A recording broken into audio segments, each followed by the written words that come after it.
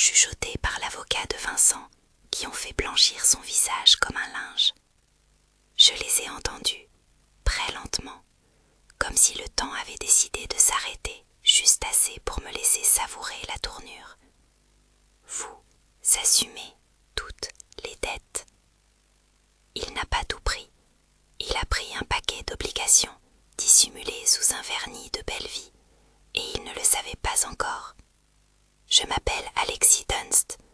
Pendant 15 ans, j'ai cru m'asseoir à la table d'un projet commun. Maison, entreprise, avenir. J'ai tenu les dossiers, redressé les crises à minuit, serré les comptes quand il fallait, pensé les retombées publiques quand un client menaçait de partir. J'ai changé la plupart des ampoules de notre vie pendant qu'il s'affichait sous les néons. Et puis, un matin, il m'a dit qu'il voulait tout. La maison, la société, les voitures, le salon qui lui servait de bureau. Il était certain d'avoir gagné. Il ignorait qu'un bilan peut aussi peser comme une bombe à retardement. Je veux commencer par vous poser une image. Vincent, coiffé, sourire calculé, main au revers de la veste, comme dans une pub. Et tout à coup, cette ligne sur son front, ce blanc qui débarque. C'est une scène que je garderai longtemps, parce qu'elle raconte mieux que 1000 explications la différence entre paraître et être. 5 mots. Et puis la suite. Mais avant d'en arriver là, il faut revenir en arrière, parce que ce n'est pas arrivé du jour au lendemain. Les grandes ruptures prennent souvent la forme de petites fissures répétées. Je l'ai rencontré à 24 ans, dans un bar pas très loin de l'agence où je travaillais. Il parlait d'un rêve, créer une marque, vite, être vu. Moi, j'avais déjà bossé dur. Études, dettes étudiantes, un premier appartement repeint 1000 fois pour qu'il ait l'air à moi. On s'est mariés 3 ans plus tard. Tyler est né peu après. J'ai pensé que tout irait mieux.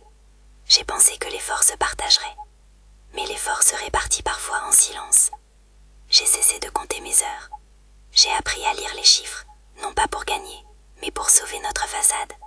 Suivre les factures fournisseurs, renvoyer des devis, regaler des échéances. J'ai été celle qui corrigeait une présentation à 2 heures du matin, qui répondait aux mails d'un client mécontent, qui négociait un délai pour un paiement. J'ai inséré mon nom dans des contrats, mais rarement sur la une des communiqués. Mon travail était l'arrière-plan de sa mise en scène. Je travaillais, il se montrait. Il aimait les dîners en ville, les coches sur Instagram, les photos à moitié fabriquées. Moi, je ramenais la logistique. Et pendant des années, c'était Taxit, lui devant, moi derrière. J'ai cru que c'était un accord Taxit, et parfois j'en étais heureuse. J'aimais le calme qui suivait une signature. J'aimais voir Tyler courir entre les meetings, comme si le monde s'arrêtait pour lui. Mais cette tranquillité apparente cache souvent des compromis qui, à long terme, deviennent des dettes. Les signes subtils sont les plus cruels. D'abord, ce sont des oublis. Une facture de carte professionnelle payée par erreur au domicile privé, un virement inexplicable daté d'une nuit. Ensuite, des détails ridicules qui vaut la vérité. La montre qu'il commence à porter soudainement parce qu'un client l'a complimenté, la peinture du salon repassée au sage green, les smoothies matinaux préparés par une jeune femme dont le rire s'entendait plus souvent que le mien. J'ai commencé à garder des copies. Rien d'héroïque, des captures d'écran, des impressions sur du papier ordinaire, une reconnaissance de petits gestes qui m'alarmaient. Et puis, il y a eu Diane, une amie d'enfance qui a basculé. J'aurais aimé pouvoir dire qu'elle est apparue en traître parce qu'elle avait un motif grandiose, mais la trahison, la plupart du temps, s'apparente à de la lâcheté simple, par peur, par ambition, par confort. Diane a commencé à m'ignorer lors des soirées, à sourire quand Vincent faisait ses blagues, à m'envoyer des textos anodins que j'ai laissés passer. Ce n'était pas la perte d'une amie qui m'a le plus blessée, c'est d'avoir découvert par ces messages des indices sur des transferts bancaires vers des comptes qu'on n'avait jamais discutés ensemble. Ce que vous ne voyez pas souvent, c'est que la trahison financière n'a pas la même couleur que la trahison sentimentale. Quand une maîtresse prend une place, on le sait, la maison a un nouvel écho, le lit une nouvelle condensation. Quand des dettes se créent, elles prennent des formes bureaucratiques, contrats, pré-relais, lignes de crédit sans votre nom mais avec des conséquences familiales. Vous pouvez ignorer une chatte qu'il caresse en lui préférant la paix du foyer, mais ignorer des milliers d'euros qui sortent en silence est un luxe que la vie ne vous permet pas indéfiniment. J'ai commencé à fouiller faiblement, pour me rassurer, juste quelques relevés. Puis, une après-midi, j'ai trouvé un tableau Excel bizarrement nommé. Il était mal rangé, comme abandonné, mais il contenait une liste, Montant, date, destinataire. C'était l'audace de la vérité, les chiffres ne mentent jamais vraiment. Là, il y avait des prêts non garantis, des lignes de crédit, des dépenses en crypto dont il ne voulait jamais parler lorsque nous étions invités. J'ai recoupé, j'ai regardé les assureurs, les baux, les contrats de leasing pour des voitures dont il usait à la fois comme vitrine et comme démonstration de réussite. Le total était affolant si on le compare à ce que la maison et la société valaient sur le papier.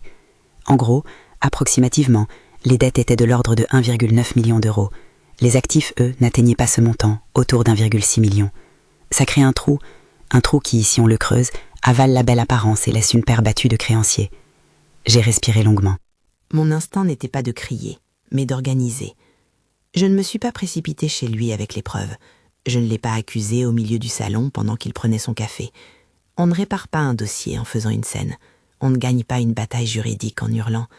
J'ai commencé par être prudente, parce que nous avions un fils, parce que la vérité, mal maniée, peut faire plus de mal qu'elle n'en résout, et parce que la réalité financière, par sa complexité technique, permet au plus fort de se cacher derrière une façade de professionnalisme. J'ai d'abord parlé à mon oncle, un comptable sobre, avec des chemises rangées et un regard qui ne se laisse pas éblouir. Il m'a demandé de rassembler des relevés, de faire une liste précise.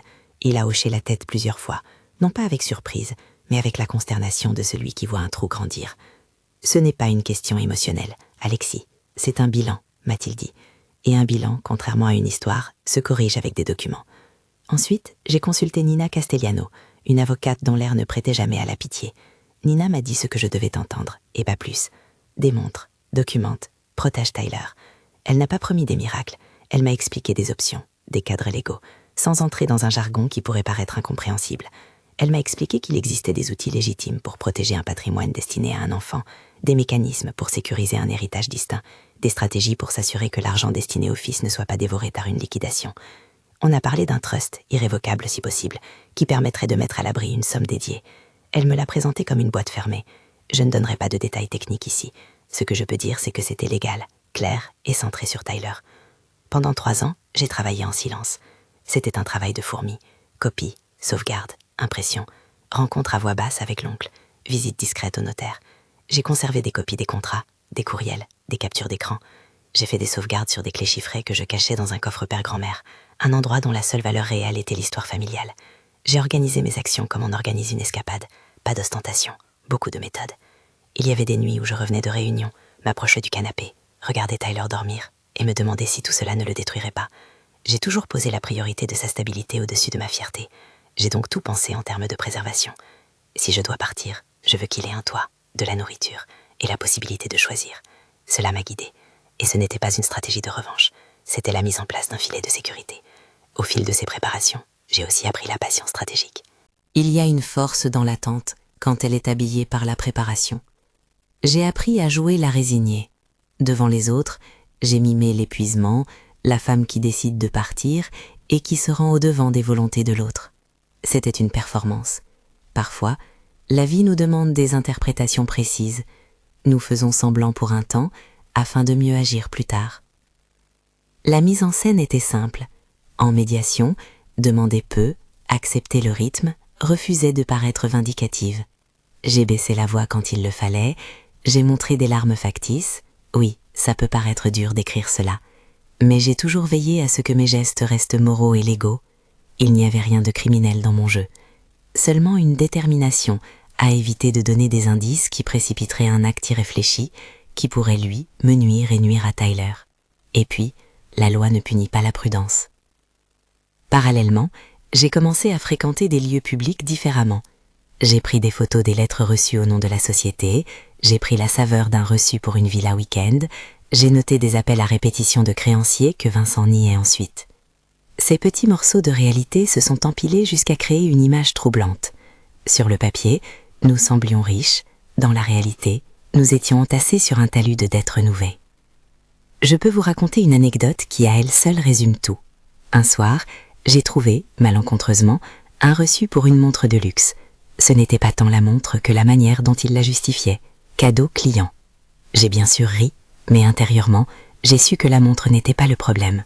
Le problème, c'était la narration qu'il voulait que tout le monde croie, qu'il portait ses succès à son poignet, qu'il avait des alliés, que les comptes étaient équilibrés.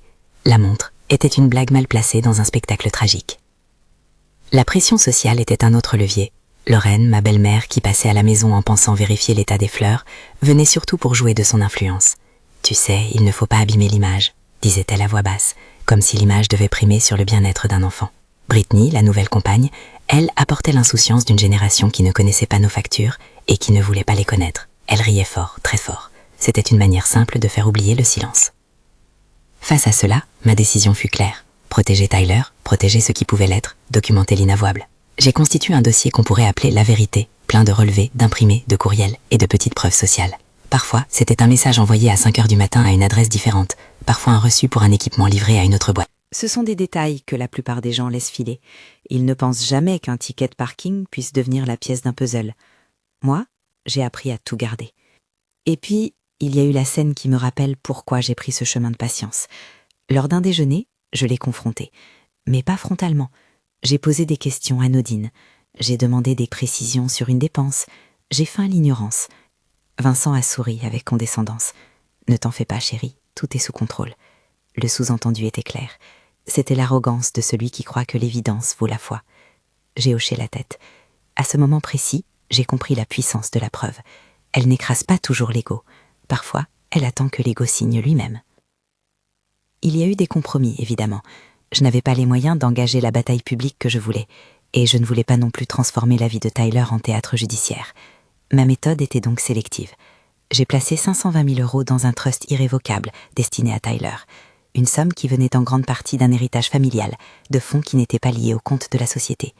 J'ai fait ce geste parce que je voulais un filet pérenne et inattaquable. Nina m'a expliqué que c'était un acte de protection, pas d'hostilité, et je me suis sentie mieux en le faisant. Cette somme était pour moi un symbole. Malgré la tempête, il y aurait arrivage. Mais ce n'était pas suffisant. J'ai aussi préparé un dossier de documentation solide, listant les dettes, les transferts, les prêts personnels non garantis par l'entreprise. J'ai organisé des entretiens discrets avec quelques créanciers, juste pour avoir une idée plus précise du paysage. Certains se sont montrés surpris, d'autres ont été vicieux en privé, comme si l'idée d'une femme qui sait les chiffres était inacceptable.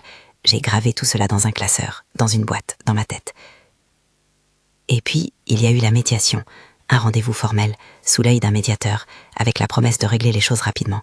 Je savais que j'allais devoir jouer la carte de la résignation, accepter un règlement modeste, laisser paraître une perte, parce que le plus important n'était jamais la somme à cet instant, c'était la paix pour Tyler et la sécurité de son avenir. J'ai demandé peu, je l'ai fait sciemment, et pour ne pas éveiller les soupçons, j'ai feint l'ignorance. C'est après cette performance que nous nous sommes retrouvés en salle d'audience, bien plus tard, mais je n'en dirai pas plus pour l'instant. Ce que je veux que vous reteniez, c'est qu'avant le grand moment, il y a toute une mécanique silencieuse, l'observation, l'enregistrement, la stratégie. On m'a dit plus tard que certains y verront de la froideur. Je dis que c'est de la responsabilité. Pour Tyler, pour moi-même, pour le futur que je voulais garantir. À la veille de l'audience, je me souviens d'une image précise. Tyler entrant dans ma chambre le matin, les cheveux encore ébouriffés, tenant une boîte de recettes un peu cassée. C'était un trésor de ma grand-mère. Il m'a regardé, m'a tendu la boîte et m'a dit « Maman, garde-la ». J'ai senti un afflux de peur et de tendresse. Voilà pourquoi je faisais tout cela. Pas pour la revanche, mais pour la préservation. Je ne voulais pas que Tyler se retrouve un jour à devoir vendre des souvenirs pour payer un prêt. Je voulais qu'il ait le choix de poursuivre ses études, d'acheter un toit, d'avoir une base tranquille. Cette idée m'a tenue éveillée et m'a donné la force d'organiser chaque papier comme s'il s'agissait d'une pierre pour construire notre maison demain. Alors quand le jour est venu et qu'on m'a demandé d'entrer dans la salle d'audience, je savais que l'important n'était pas le costume que je portais, ni la manière dont mes cheveux tombaient sur mes épaules. L'important, c'était l'alignement de mes preuves. L'important, c'était le dossier que Nina avait préparé avec une froide efficacité. L'important, c'était Tyler et ce qu'il méritait. Si cette histoire vous intrigue, abonnez-vous pour ne pas manquer la suite. Je me souviens du couloir menant à la salle, le tapis usé, l'odeur du café qui persistait depuis la matinée, la rumeur de pas. Vincent avançait devant, confiant, entouré de son équipe, comme s'il défilait vers un trophée. Je marchais derrière lui, quasiment invisible au public. Je n'étais pas arrogante, je n'étais pas en colère. J'étais concentrée. Les minutes avant l'audience sont des minutes absurdes. On ajuste une cravate, on griffonne une phrase, on remet un document dans son dossier. Harold, l'avocat de Vincent, passa à côté de moi et me lança un sourire sans émotion, celui des gens qui pensent que le monde penche de leur côté. J'ai répondu d'un signe de tête poli. Il avait recommandé pour lui un audit indépendant, qu'il refusait ensuite d'attendre. C'est un type de contradiction que l'arrogance adore. Je me suis installée. Le juge entra avec ce mélange d'autorité et de fatigue que donnent les longues journées de décision. Patricia Holden était calme, ses gestes précis. Le protocole s'est déroulé. Puis, on nous a demandé de signer l'accord. Un document long, sec, plein de clauses techniques. Il y avait là un addendum, caché entre les paragraphes, une clause de responsabilité qui liait les cessions d'actifs à la prise en charge de passifs. Une ligne juridique qui, prononcée, a le pouvoir de retourner une victoire en fardeau. Je ne raconterai pas encore ce qui s'est passé quand Vincent a signé. La suite, vous la connaissez peut-être comme moi, mais elle mérite plus que l'effet de surprise. Elle mérite d'être comprise. Pour l'instant, gardez l'image. La pièce, le silence lorsque le stylo a traversé la feuille, et le visage de Vincent qui s'est figé comme si on venait de lui ôter l'air. 5 mots, et tout change. Il a signé. Le stylo a roulé dans sa main comme si c'était un trophée. Il m'a lancé ce regard bref, presque méprisant, celui des gens qui s'attendent à ce que le monde se plie à leur volonté. Harold a souri, discret mais sûr de lui, comme on sourit quand on croit que la logique est de son côté. Le juge a demandé si tout le monde comprenait, et les phrases rituelles ont claqué. Vous attestez, vous reconnaissez. Vincent a répondu par un acquiescement mécanique. Puis Nina a demandé la lecture du passage spécifique, une nécessité protocolaire que je sentais nécessaire, non par malice, mais pour que le papier ne reste pas une ombre muette que l'on brandit après coup. La phrase était courte, presque anonyme, perdue dans la masse juridique. La cession des actifs s'effectue sous réserve de la prise en charge de l'ensemble des passifs afférents à ces actifs. Elle n'avait pas l'air d'avoir de poids, posée comme ça. Mais la pesanteur ne se reconnaît pas toujours à sa forme. Souvent, elle s'attache aux mots où personne n'ose regarder. J'ai vu son visage se tendre. Harold a froncé les sourcils. Il a annoncé qu'il n'était pas au courant de cette tournure. Une réclamation d'orpailleur, un juriste tirant une ligne dans le sable. Puis il a tenté de la contester. Cela dépasse ce qui a été convenu en médiation. Le juge, sans dramatiser, a demandé s'il avait demandé un audit. Harold a bégayé qu'une recommandation avait été faite, mais qu'il n'avait pas exigé l'attente du rapport. Le mot audit a eu une réverbération sourde. Au fond, c'était la preuve de la précipitation ou de la confiance aveugle. Vincent s'est levé pour signer la dernière feuille, et c'est son geste qui m'a figé. Il n'a pas réfléchi. Il a agi sous l'effet d'une habitude de vainqueur. Il n'a pas lu la clause. Qui lit vraiment les petites lignes quand on pense que la victoire est acquise? Moi, je regardais son stylo traverser le papier, et je comptais les secondes comme on compte des battements avant une chute. Quand Nina a demandé au greffier de préciser la portée du passage, simplement, sans fureur, le silence dans la salle s'est renforcé. Puis le greffier a lu à voix haute la clause dans sa version finale, et les mots qui avaient été rédigés avec froide précision ont révélé l'équation terrible. Cession d'actifs égale transfert de responsabilité pour passif. En clair, si vous prenez la maison, vous prenez les prêts qui la grévaient. Si vous prenez la société, vous prenez le bilan qui la tirait vers le bas. C'était mathématique. J'ai vu la couleur quitter le visage de Vincent. Pas un mot, pas un geste spectaculaire. Juste ce blanc qui envahit, comme une photo que l'on efface graduellement. Harold s'est précipité à sa table, feuilletant des papiers, cherchant le point qui pourrait ramener la réalité à la bulle qu'ils avaient construite. Il a plaidé l'erreur, le manque de connaissances, la nécessité d'un temps pour vérifier. Mais la procédure n'est pas une justice qui s'agrippe au souhait. Le juge Holden a demandé des explications. Les parties ont exprimé leur position. Il y a eu une respiration, un regard vers moi que je savais lourd d'attente. Et puis, d'une voix mesurée, Patricia Holden a confirmé que le document était valide, signé volontairement par toutes les parties, présenté par leur conseil, ratifié selon les normes requises. Elle a rappelé le principe que signer engage et que la Cour n'annule pas une volonté, sauf à prouver une violation substantielle. Harold a tenté de plaider la mauvaise foi, l'omission, mais l'omission n'est pas toujours sanctionnée si l'acte était volontaire. Ce que je ne montrais pas, c'est le tremblement qui m'a pincé le ventre tandis que le monde autour s'effritait. Mais ce tremblement n'était pas de peur. C'était la manifestation de la tension accumulée de 3 ans de veille. Mes dossiers étaient alignés dans ma tête, comme des pièces prêtes à être assemblées. Les documents que j'avais collectés depuis longtemps sont soudain sortis du silence. Notifications de lignes de crédit, copies de transferts à des comptes privés, contrats de leasing à long terme et ces entrées en crypto que Vincent émettait. Nina a tenu son dossier haut, calme, et a demandé la mise en pièces du bilan. Pas un acte de vengeance, mais une séquence de vérification. Si le document établi liait la cession à la prise en charge des dettes, alors la vérité financière devenait ce qu'elle était, un fardeau que l'on ne peut pas faire disparaître par simple posture. La stupeur a laissé la place à une série d'effets en chaîne. Les journalistes présents pour une affaire de divorce mondain ont ressenti l'odeur du renversement. Leurs stylos ont accéléré. La salle a senti l'ironie cruelle. Vincent a blêmi davantage quand une conseillère financière, sollicitée par Harold dans un dernier souffle, a expliqué la perspective brûlante.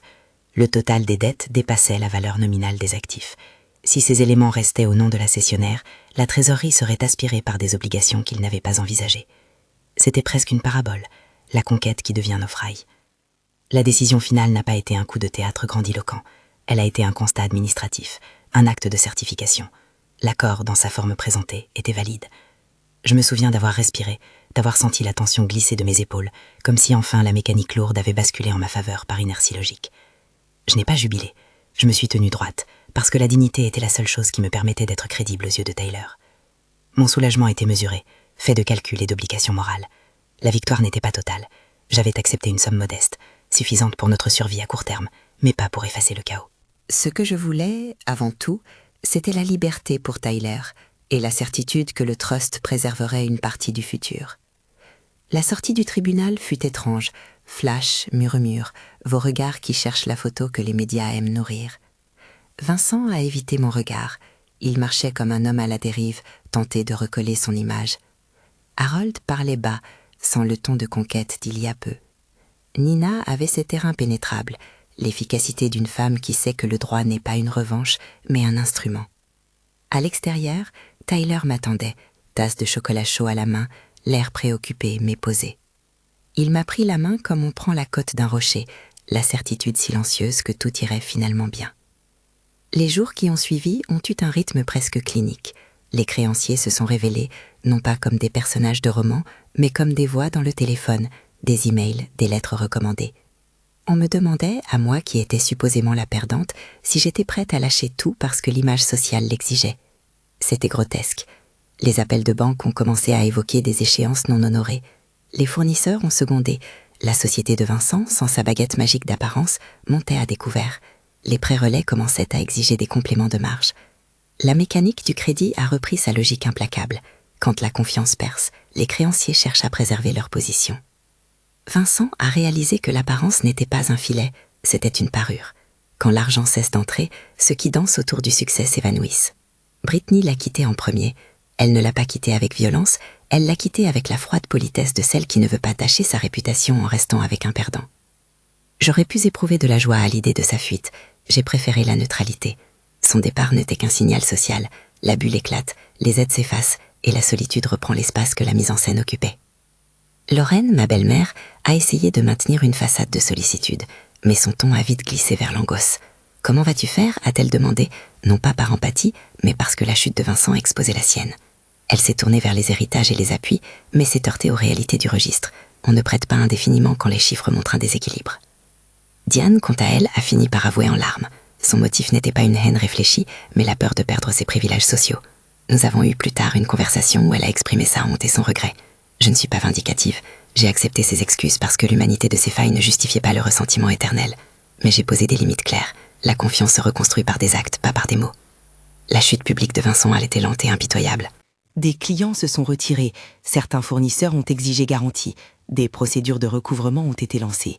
La valeur de la société a fondu, et avec elle, la légende qu'il s'enorgueillissait d'incarner. Les créanciers ont commencé à s'adresser à lui avec des termes que je n'avais jamais entendus dans notre foyer. Plan de redressement, assignation, mise en demeure.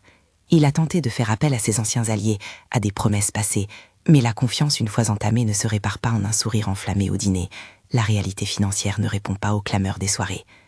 Un jour, plusieurs mois après l'audience, j'ai reçu un message sobre. « Peux-tu me parler ?» C'était Vincent.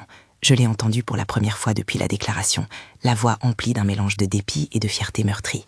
Il venait de comprendre, réellement, ce que signifiait la mise à sa charge. Appels incessants de banque, menaces légales, vente de biens pressés pour tenter d'éteindre la flamme des intérêts. Sa compagne avait disparu, son entreprise était sur la corde raide, et les gens qu'il considérait comme des amis n'avaient pas de place pour la défaite. Il venait demander de l'aide. Je me suis arrêtée un moment. Ce n'était pas une scène à jouer, mais une épreuve de choix moral. Ma réponse fut simple et mesurée. Je lui ai proposé une conversation, mais j'ai clairement posé des limites. Je n'étais pas la caisse de résonance de ses erreurs. J'ai apporté une aide administrative minimale, parce que je ne voulais pas être la femme qui laisse son fils errer entre deux dettes et des souvenirs. Tout le reste irait vers les procédures et la responsabilité personnelle. J'ai gardé ma dignité et j'ai préservé ma distance. Ce fut une période de reconstruction lente, faite d'ossatures fragiles que j'ai consolidées à la main. J'ai utilisé la somme que j'avais obtenue pour stabiliser notre quotidien. Des factures, un mois de loyer en avance, des études pour Tyler quand une opportunité se présentait, et un fonds pour mes propres formations. J'ai choisi avec soin. J'avais besoin d'un métier qui me permette de concilier la stabilité et la créativité, quelque chose qui renouerait avec la part de moi que j'avais mise de côté pendant 15 ans. Le design d'intérieur est apparu comme une évidence. J'avais toujours eu un goût pour les textures, la manière dont une lumière tombe sur un mur, comment une palette de couleurs peut changer un état d'esprit. J'ai commencé un cours du soir, modestement, avec l'ardeur d'une femme qui se redécouvre. Je ne me suis pas précipitée pour lancer une entreprise. La prudence était pour moi une seconde nature désormais. J'ai pris des petits contrats, d'abord pour des amis, puis pour des recommandations. Ma première cliente officielle fut une voisine dont la chambre avait perdu la saveur après un long deuil.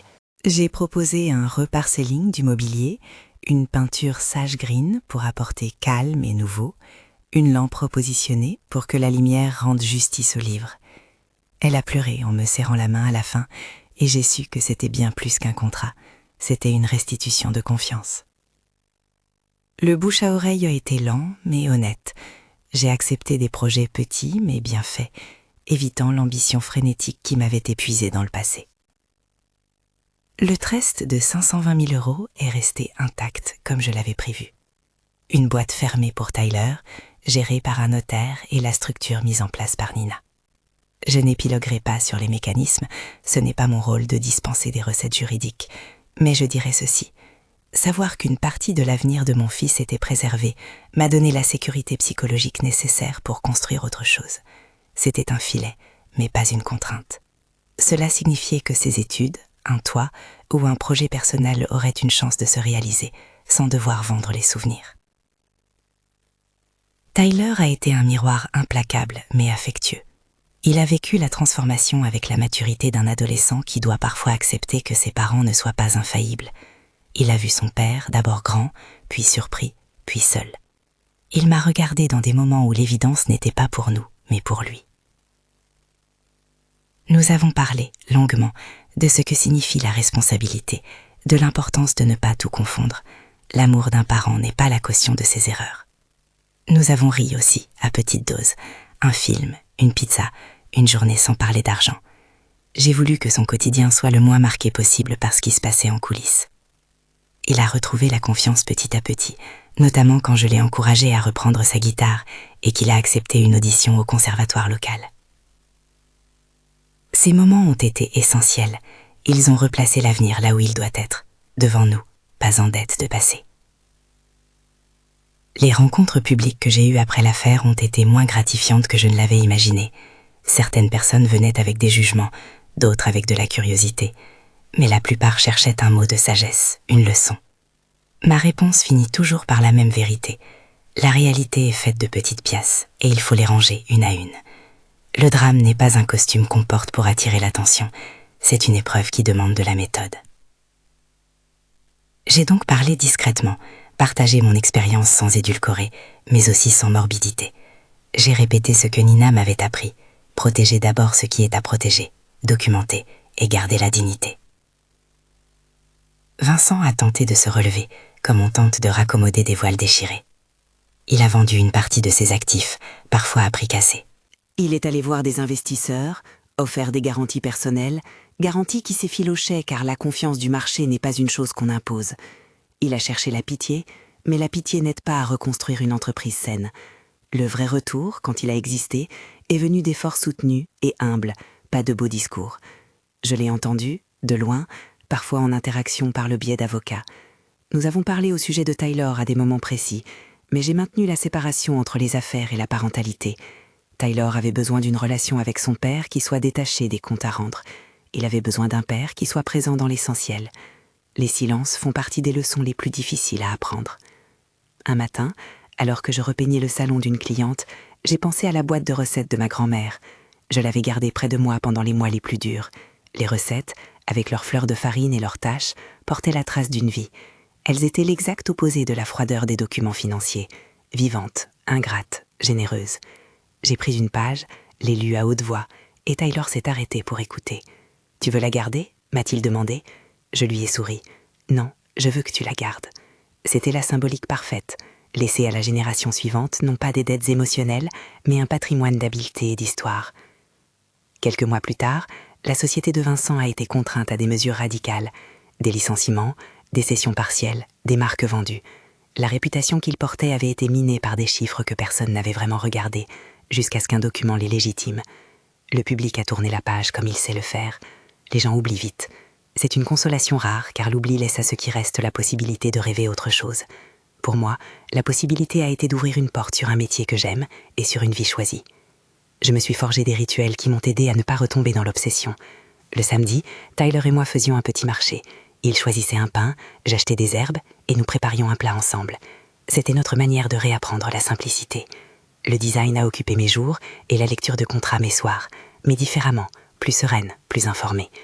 J'ai aussi consacré du temps à aider des femmes qui traversaient des ruptures, non pas en leur dictant des règles, mais en les écoutant et en leur racontant mon histoire. Parce que parfois, savoir que quelqu'un a traversé l'épreuve et s'en est relevé suffit à éclairer un trajet obscur. 1 an après l'audience, j'ai reçu une lettre du juge Holden. Elle était succincte, remerciements pour la clarté apportée, quelques mots sur le travail judiciaire et une invitation à garder la tête haute. C'était une petite révérence institutionnelle, mais elle m'a touchée. Le fait d'avoir marché droit dans un couloir de justice, de n'avoir pas cédé à la colère aveuglante, m'avait rendu crédible, même face à ceux qui voulaient me réduire au rôle de victime. Il y a eu des moments de tristesse, je ne vais pas mentir. Voir des souvenirs disparaître lors de ventes publiques fait mal. Parfois, quand je retrouve une carte postale qu'il avait écrite pour Tyler et qu'il n'a jamais envoyée, je pense aux occasions manquées. Mais ces blessures ont un sens différent aujourd'hui. Elles n'ont plus à faire avec le besoin d'être réparées par quelqu'un d'autre.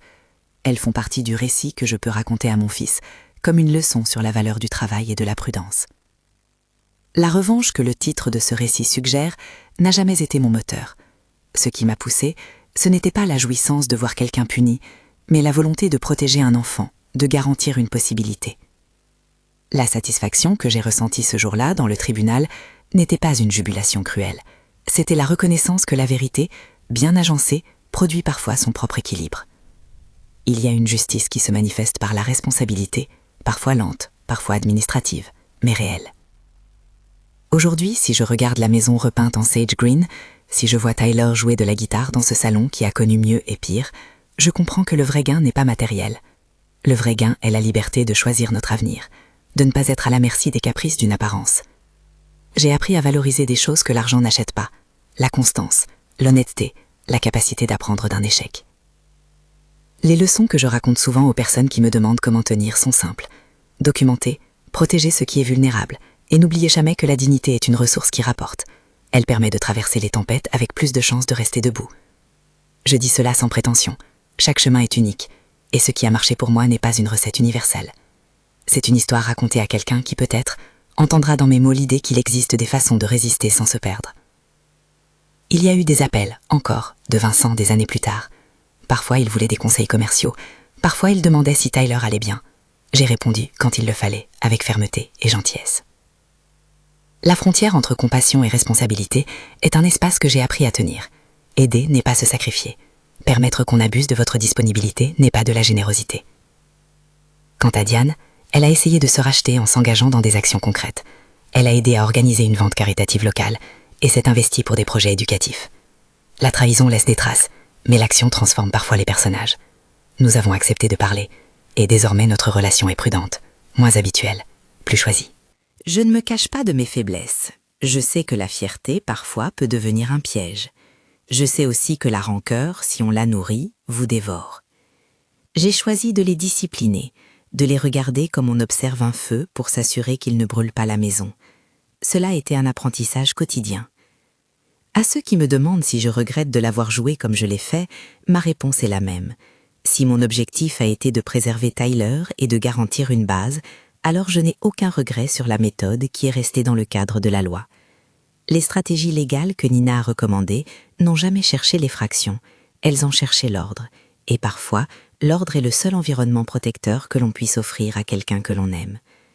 Un soir, je me suis tenue devant la fenêtre, regardant le reflet de notre maison, maintenant plus simple, moins ostentatoire, et j'ai souri. Tyler est venu derrière moi, a posé sa tête sur mon épaule et a murmuré « On est bien, maman ». Ces 2 mots avaient la même portée que des millions d'euros. Ils ont confirmé ce que je savais déjà au fond. Le plus important n'était pas d'être riche en apparence, mais riche en moments. Je ne vous promets pas que chaque histoire finira ainsi. Le droit est une terre de détails, et chaque dossier est unique. Mais je vous dis ceci, la vérité, quand elle est rassemblée, a parfois le pouvoir de rééquilibrer. Le reste appartient à la vie, à ses choix et à son attachement à ceux qu'on aime.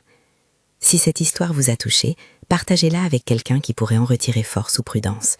Il existe une playlist avec d'autres récits de femmes qui ont traversé des tempêtes et qui ont choisi de se relever. Vous la trouverez en bas de la vidéo. Merci d'avoir écouté mon histoire.